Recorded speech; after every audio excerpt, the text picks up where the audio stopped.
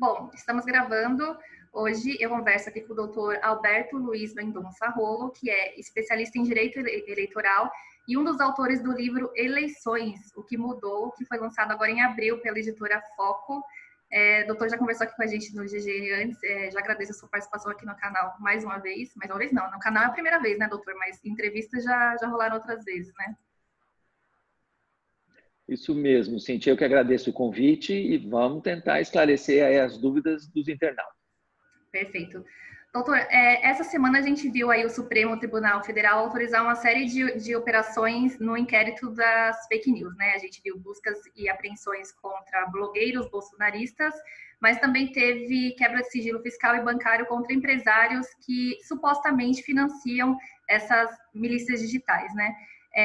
Há uma questão inicial que eu queria colocar para o senhor, se é possível o Supremo compartilhar essas informações a respeito dos empresários desse financiamento da rede bolsonarista que atua na internet com o Tribunal Superior Eleitoral, que tem algumas ações já apresentadas por partidos políticos. Essas ações tratam da cassação da chapa que elegeu Bolsonaro. É possível esse compartilhamento de provas? É isso mesmo, Cintia, você separou bem. Tem ações judiciais em andamento no TSE, na Justiça Eleitoral, e agora esse inquérito da fake news lá no STF. E esse compartilhamento que você falou, nós chamamos no juridiquês de prova emprestada. Então, do seu ponto de vista jurídico, a pergunta é possível usar no TSE a prova emprestada lá do inquérito do STF?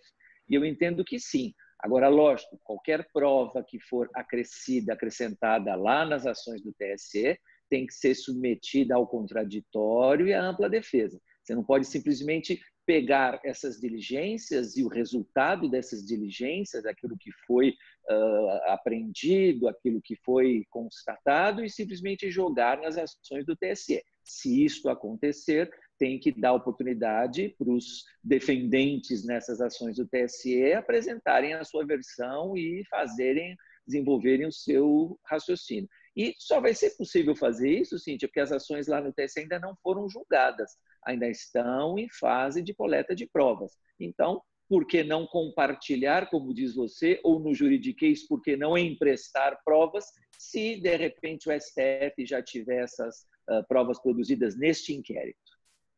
Essa semana, o ministro Luiz Alberto Barroso ele assumiu a presidência do TSE e ele comentou que ele iria colocar em pauta nas próximas semanas algumas dessas ações que estão lá discutindo essa cassação da chapa. Depende, então, a gente está refém não, é uma palavra muito ruim, mas depende, então, da vontade do ministro, agora que é presidente do TSE, decidir quando esse julgamento vai começar ou vai voltar, né? Porque no caso teve uma ação que teve pedido do ministro Edson Fachin pedido de vistas. A dúvida pode o Barroso, por acaso, colocar essas ações para andar antes de receber provas do inquérito das fake news? É possível porque são ações e, no caso do STF, né, o inquérito, com andamentos diferentes, com ritos diferentes. Agora, vamos voltar lá no início da sua pergunta. O ministro Barroso, então, tomou posse agora nessa segunda-feira passada e uma das funções do presidente é conduzir as sessões, pautar os processos. Então, normalmente, os relatores concluem os seus votos, né, concluem a análise do processo e informam o presidente, olha, esse processo já está pronto para julgar.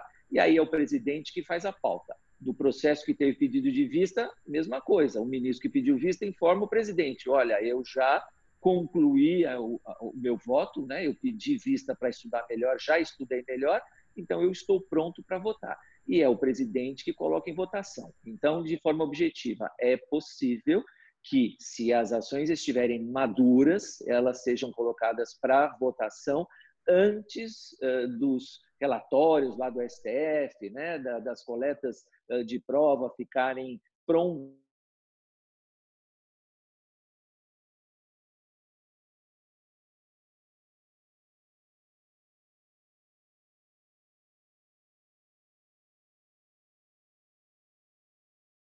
Aí essas provas não vão poder ser emprestadas, não dá para usar mais. Doutora, eu vou pedir para o senhor repetir só o finalzinho da sua fala, o que acontece porque eu perdi por causa de problema na minha conexão aqui. Eu não sei se travou, vai ficar travado na gravação, se você puder repetir só o finalzinho. Então, vamos lá. O que eu mencionei é competência, então, do presidente pautar essas ações. Então, se ele pautar essas ações, ou qualquer uma delas, antes da conclusão dos relatórios finais, das perícias lá no inquérito do STF, aí não vai dar para usar essas provas. Por isso é que é possível a prova emprestada, é possível o compartilhamento se as ações não tiverem sido julgadas. Se forem julgadas, não dá mais para utilizar. Perfeito, doutor. Poderia explicar para a gente o que acontece aí se o TSE der uma decisão favorável no cenário A, né, e no cenário B der uma decisão desfavorável a essas ações? Na teoria, com base na lei, a gente pode ter aí vários cenários, né? Dependendo do resultado, né? O resultado, a decisão de órgão colegiado, nós chamamos de acórdão, com acento no O. Acórdão. Então, dependendo do teor do acórdão, como diz você, favorável ou contrário à chapa, quem não gostar pode recorrer. O primeiro recurso mais natural, a gente chama de embargos de declaração. A gente já viu isso outras vezes. Então, qualquer um que se sinta lesado por essa decisão ou não atendido na sua pretensão vai poder embargar essa decisão. E aí, enquanto a decisão estiver pendente de embargos, não vai acontecer nada. Agora, depois que essa decisão transitar em julgado, é possível, em tese, a gente fala em recurso extraordinário, ou seja, os processos estão tramitando no TSE, então é possível que, a partir deste acórdão do TSE, quem se sentiu prejudicado então pela decisão recorra até o STF. A gente chama isso de recurso extraordinário. É um recurso de cabimento muito complicado, muito difícil, não é fácil você conseguir apresentar um recurso extraordinário válido, não é? Mas é possível, na teoria é possível. Agora, o que interessa para a gente discutir aqui? Quais são os cenários possíveis em relação à chapa? Primeira coisa, se a acusação é de abuso do poder econômico, como é, ou pelo menos uma das acusações é essa, dinheiro que foi gasto para fazer fake news e para privilegiar a chapa vencedora e prejudicar os outros candidatos, essa é a acusação. Se o TSE concluir que a acusação é correta, é válida, caça a chapa. Não é só o presidente Bolsonaro, a chapa é una, é indivisível. Eu me lembro que a gente já falou aqui há algum tempo atrás sobre a outra decisão que houve lá sobre cassação de chapa, e aí um dos membros da chapa queria separar. Não fui eu não tenho nada a ver com isso, né? Juridicamente é possível você desenvolver esse tipo de raciocínio. Então, aqui também poderia ser, é natural desenvolver o raciocínio. Eu, Mourão, não tenho nada a ver com isso, foi o Bolsonaro que fez. Mas não é bem assim. A Constituição diz que a eleição é a eleição da chapa. Por isso que quando a gente vai votar na urna eletrônica, tem a foto do candidato presidente e a foto do candidato vice-presidente. São os dois eleitos. A gente dá um voto só na chapa, e não dois votos. Um voto do presidente e um voto do vice-presidente. É uma chapa só. Então, se a chapa foi beneficiada de qualquer ilegalidade, qualquer irregularidade, então, nesse exemplo, vamos imaginar que o TSE cassou a chapa, significa que haverá vacância dos cargos de presidente e vice-presidente. E aí, o que diz a Constituição? É o artigo 81 da Constituição. Se essa vacância acontecer nos primeiros 2 anos do mandato, no primeiro biênio, vai acontecer uma nova eleição para uma chapa presidencial no prazo de 90 dias a partir da vacância. Então, precisa saber quando é que o TSE julga as ações, se vai ter embargo, se não vai, se tem recurso extraordinário ou não, efeito suspensivo, aquele juridiquês todo, e aí, a hora que terminar o julgamento, conta 90 dias, nesses 90 dias tem que fazer uma eleição direta, é o que fala a Constituição, se isso for no primeiro biênio. Agora, se demorar mais um pouquinho, veja que a gente está aí quase na metade de 2020, significa que a gente tem aí 7 meses para terminar o ano. Se o julgamento for em 2021, isto é, já estaremos no segundo biênio, também tem que ser feita uma nova eleição, só que aí a eleição ela é indireta, ela é feita pelo Congresso Nacional. Por enquanto, a gente não teve isso ainda, depois da Constituição de 88, mas são as possibilidades, na teoria, que se apresentam. Como que funcionaria essa eleição indireta no Congresso, doutor?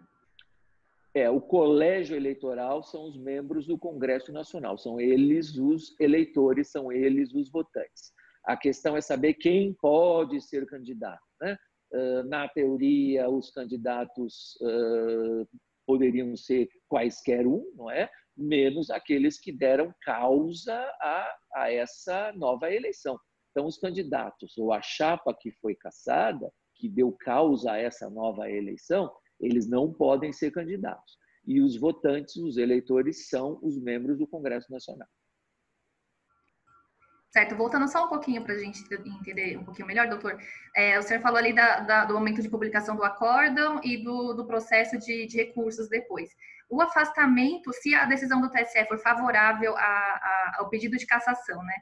O afastamento do Bolsonaro se daria no momento da publicação do acórdão ou tem que esperar algum recurso? A gente chama isso também no juridiquês de trânsito em julgado. O afastamento é no trânsito em julgado, ou seja, não cabe mais recurso. Agora, o recurso extraordinário, aquele que a gente falou que é cabível na teoria lá para o STF, ele não tem efeito suspensivo. Voltamos ao juridiquês, isto é, ele não suspende automaticamente a execução da decisão. Então, aí vamos imaginar que a chapa perca a decisão, né, tem uma decisão desfavorável lá no TSE. Então, tem que entrar com recurso extraordinário e aí ir lá no STF pedir efeito suspensivo, isto é, pedir para suspender a execução da decisão do TSE.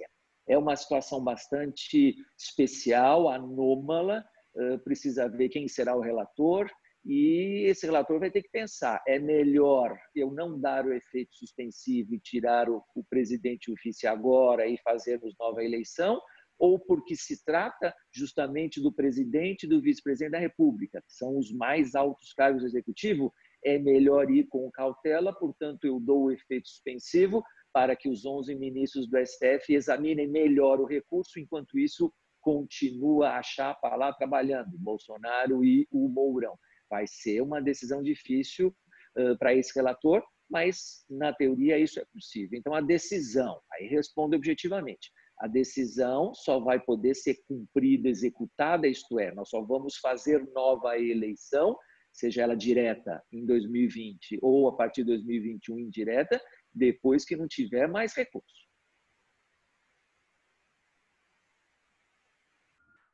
Perfeito, doutor. Se o senhor tivesse que apostar em qual seria a decisão do relator, qual caminho o senhor acha que ele pegaria nessa situação que a gente está vivendo hoje?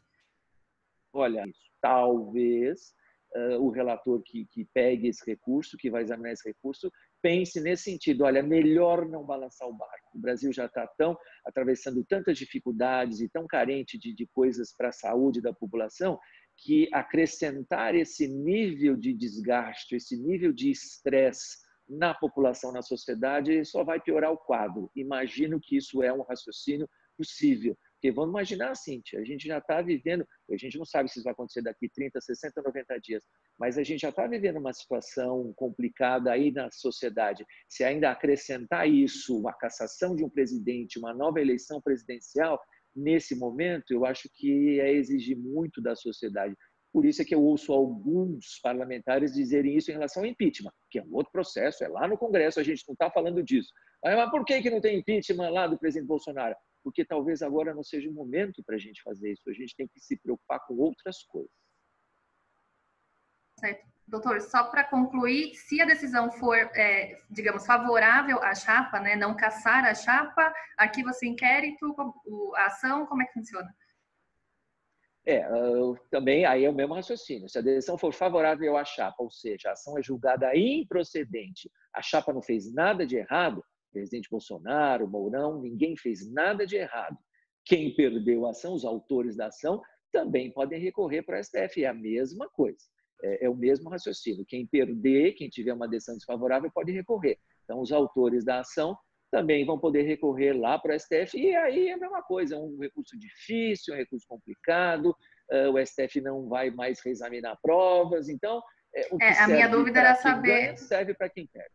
A minha dúvida era saber se nesse processo de recurso, uma vez decidido que a decisão, que a ação não é procedente, se ainda nessa fase de recurso mais para frente, cabe juntada de novas provas, se forem surgindo com o tempo, ou não. Tá, entendi. Não, não cabe. As provas só podem ser acrescentadas até o julgamento, senão o que aconteceria na prática? Você já passou, superou o julgamento do TSE, aí você acrescenta novas provas numa fase de recurso. Então, você tirou do julgamento do TSE a análise, o exame dessas provas. Então, não é mais possível. Se ultrapassar o julgamento, não dá mais para usar essas provas emprestadas.